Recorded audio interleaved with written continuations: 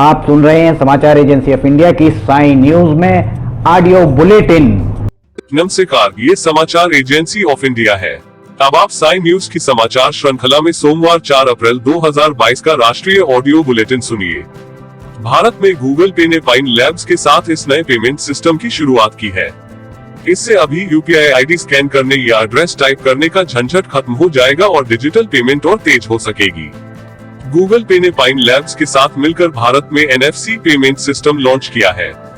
इसके जरिए दो डिवाइस को आपस में सटाकर पेमेंट की जा सकेगी। इससे डिजिटल पेमेंट के और तेज हो जाने की उम्मीद है। अभी यूपीआई कोड स्कैन करके या फिर पेमेंट एड्रेस टाइप कर पेमेंट किया जाता है। एनएफसी के बाद इसकी जरूरत नहीं होगी। कोविड की पाबंदियां देश में भले ही समाप्त हो गई हो, पर कोविड को लेकर एक के बाद एक इस तरह की खबरें सामने आ रही हैं कि लोगों की पेशानी पर चिंता की लकीरें उभरती दिख जाती हैं। ऐसी ही परेशान करने वाली खबर ब्रिटेन से आ रही है, जहां कोरोना का नया वेरिएंट मिला बताया जा रहा है। चिंता का बात यह है कि कोरोना के इस नए वेरिएंट एक्सी की संक्रमण दर BA.2 वेरिएंट की तुलना में 10 गुना ज्यादा है। ओमिक्रॉन के सब वेरिएंट BA.2 अब तक का सबसे तेज और सबसे घातक वेरिएंट माना जाता था। WHO के मुताबिक कोरोना के 3 हाइब्रिड या रिकॉम्बिनेंट स्ट्रेन पकड़ में आ चुके हैं। पहला है XD, दूसरा है XF और तीसरा है XC। उड़ीसा के जगन्नाथपुरी मंदिर की महारसोई के 40 चूल्हे टूटे हुए मिले हैं। घटना का पता रविवार सुबह चला, जब सकल धूप प्रसाद बनाने के लिए रसोई घर खोला गया। पुलिस और मंदिर प्रशासन मामले की जांच कर रहा है। इस घटना के बाद महाप्रसाद मिलने में थोड़ी परेशानी होगी, लेकिन चूल्हों को 2 दिन के अंदर सही कर लिया जाएगा। रसोईघर के 40 चूल्हों के टूटने से भगवान जगन्नाथ मंदिर की परंपराओं पर बहुत ज्यादा असर तो नहीं हुआ, लेकिन रविवार सुबह के समय लगने वाला सकल धूप भोग आधा घंटे की देरी से बन सका। पुरी के कलेक्टर समर्थ वर्मा के मुताबिक मामले की जांच जारी है। आरोपी पर सख्त कार्रवाई की जाएगी। साथ ही दोषियों की पहचान के लिए सीसीटीवी फुटेज की जांच भी होगी। ये समाचार एजेंसी ऑफ इंडिया है। आप सुन रहे हैं साई न्यूज की समाचार श्रृंखला में सोमवार 4 अप्रैल 2022 का राष्ट्रीय ऑडियो बुलेटिन। संसद की एक समिति ने सरकार से अनुरोध किया है कि इस वित्त वर्ष में सांसद स्थानीय क्षेत्र निधि के तहत प्रत्येक सदस्य को 2023 एवं 2024 के लिए निर्धारित 5-5 करोड़ रुपए का अग्रिम कोष जारी किया जाए, ताकि वे परियोजनाओं को पूरा करने में सक्षम हो सके। सांसद स्थानीय क्षेत्र निधि एमपीलैड कोविड महामारी के दौरान 2 वर्ष 2020 एवं 2021 एवं 2021 व 2022 के लिए निलंबित कर दी गई थी। बहरहाल प्रत्येक सांसद को 2 करोड़ रुपए की एक किस्त जारी कर इसे 2021 व 2022 की शेष अवधि के लिए बहाल कर दिया गया। संसद की प्राक्कलन समिति ने अपनी 14वीं रिपोर्ट में सोमवार को ध्यान दिलाया कि सांसद 2020 व 2021 एवं 2021 व 2022 में कोई काम की सिफारिश नहीं कर पाए। समिति ने कहा कि लिहाजा इसलिए आम जनता, समाज एवं न्यासों द्वारा किए गए अनुरोध पर कोई विचार नहीं किया गया। भारतीय जनता पार्टी भाजपा ने अपने राज्यसभा सदस्यों को व्हिप जारी कर 5 से 8 अप्रैल तक उच्च सदन में उनकी अनुपस्थिति सुनिश्चित करने को कहा है। यह व्हिप ऐसे समय जारी किया गया है जब राज्यसभा में कुछ महत्वपूर्ण विधेयक पारित किए जाने हैं और सत्तारूढ़ दल के पास बहुमत नहीं है। इन विधेयकों में राष्ट्रीय राजधानी में तीनों नगर निगमों को मिलाकर एक निगम बनाने के प्रावधान वाला विधेयक भी शामिल है। सरकार इस सत्र में एक अन्य महत्वपूर्ण विधेयक आपराधिक प्रक्रिया पहचान विधेयक भी पारित कराने का प्रयास कर रही है।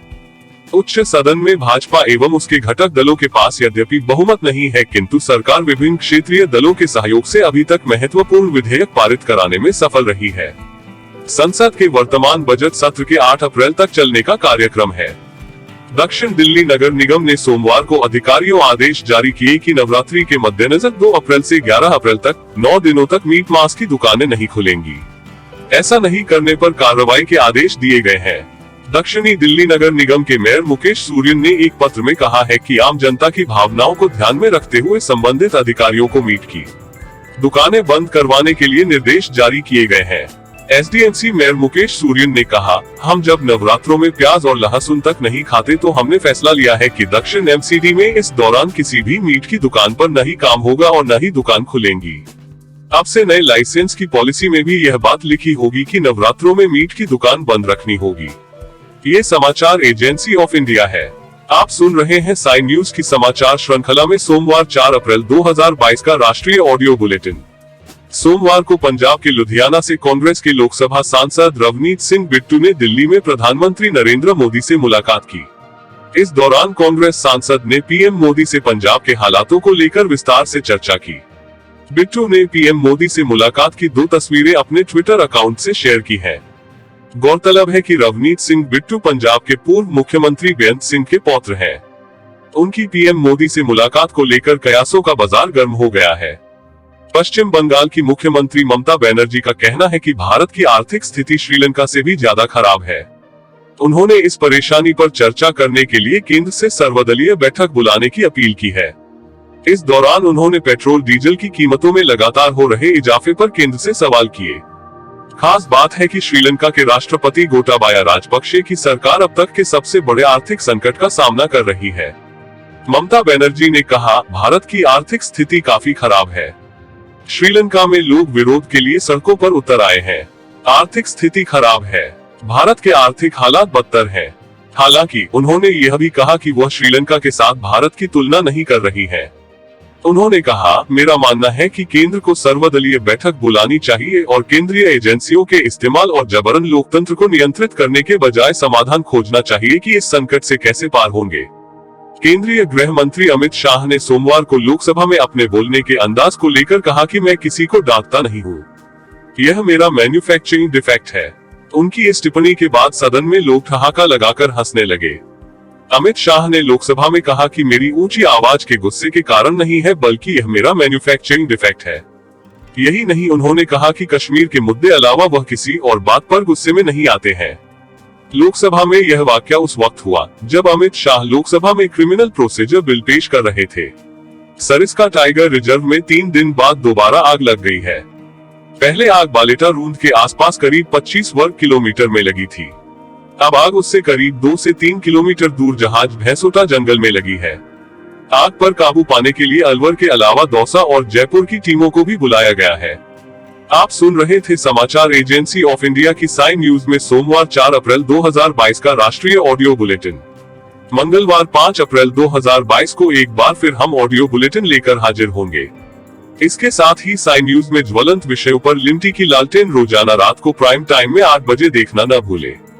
यदि आपको ये ऑडियो बुलेटिन पसंद आ रहे हो तो आप इन्हें लाइक, शेयर और सब्सक्राइब जरूर करें। अभी आपसे अनुमति लेते हैं। जय हिंद।